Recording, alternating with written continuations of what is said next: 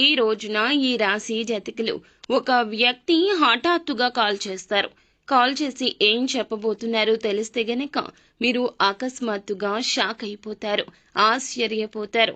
ఆ వ్యక్తి ఎవరు, ఆ కాల్ రీత్యా మీరు చేరుకుంటున్న ఆ యొక్క వార్త ఏమిటి, తదితర అన్ని వివరాలు ఈ వీడియోలో తెలుసుకుందాము. వీడియో మీకు నచ్చినట్లయితే లైక్ చేయండి. మీ లైక్ మాకెంతో సపోర్ట్ అండ్ ఎంకరేజ్మెంట్ గా ఉంటుంది. ఇక ఆలస్యం అనేది ఏమాత్రం లేకుండా మనం ఈ వీడియోలోకి వచ్చేద్దాం. పోలేరమ్మ తల్లి జ్యోతిషాలయం.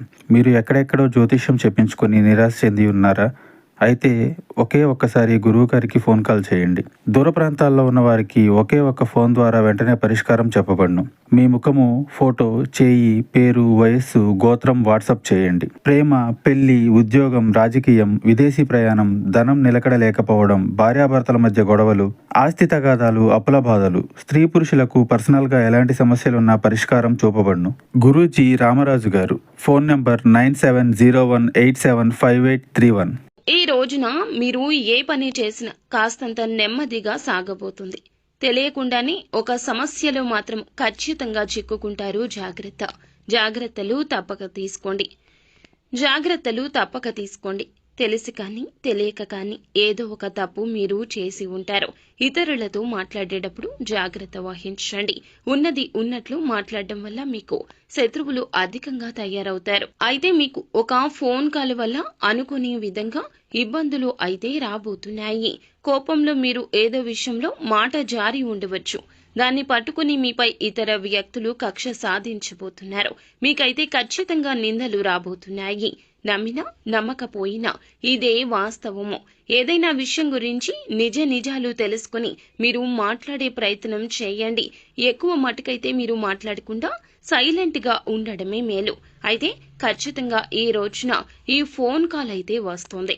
తెలిసి తెలియక తొందరపాటు వల్ల చేసిన తప్పు వల్ల మీరు తిట్లు తినబోతున్నారు. మీకు తెలియకుండానే అది జరిగి తీరుతుంది. కానీ మీపై నిందలు అనేవి ఖచ్చితంగా వస్తాయి. మీరు ఏదైనా మాట్లాడేటప్పుడు మాత్రము తగిన జాగ్రత్తలు తీసుకోండి.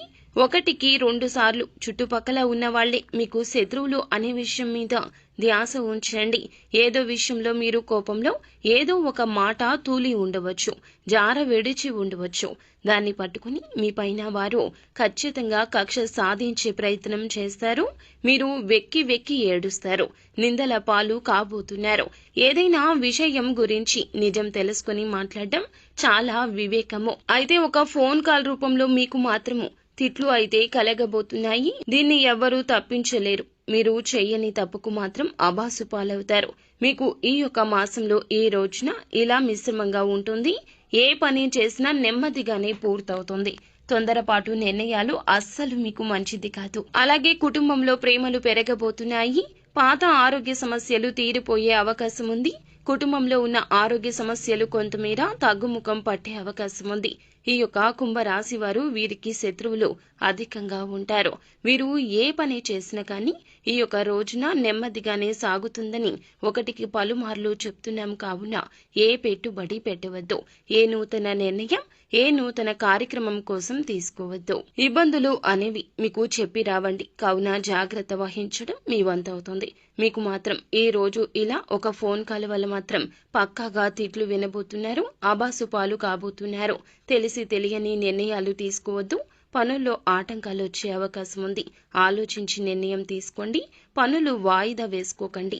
నెమ్మదిగా అయినా సరే పూర్తి చేయండి. పనులు మాత్రం వాయిదా వేస్తే మీ మీద ఉన్న ఇంప్రెషన్, గౌరవం కోల్పోతారు. మీ పక్కన ఉన్న వారిని మీరు ఖచ్చితంగా గమనిస్తూ ఉండాలి.